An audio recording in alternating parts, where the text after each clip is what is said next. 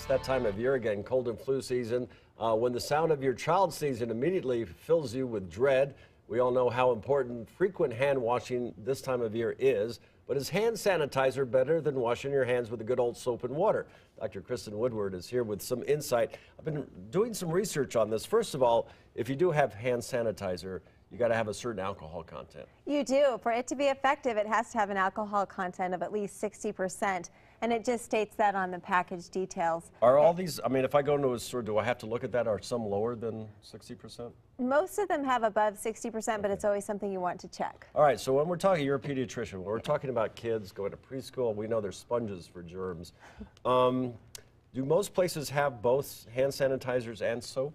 Most places do have both, and it's pretty interesting. There was a recent study that was out. It looked at 900 kids in daycare, and they actually found that when kids only used hand sanitizer, they had a decreased risk of respiratory infections by 20%.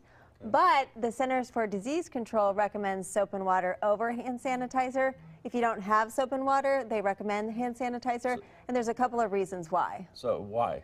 Well, one reason is there's a very common illness. I'm sure you've heard about it. It's called norovirus. That people get on cruise ships and things yes, like that. And they pass through daycares and schools very easily, and it doesn't protect against norovirus. How about soap? Soap and water does, and they actually have some special cleaning of the facility if it is going around. Now, I know for special, or for children, there's a special, even for us, like you should wash for at least 20 seconds, right? Yes, so washing your hands with soap and water for at least 20 seconds, that's 2 rounds of the happy birthday song.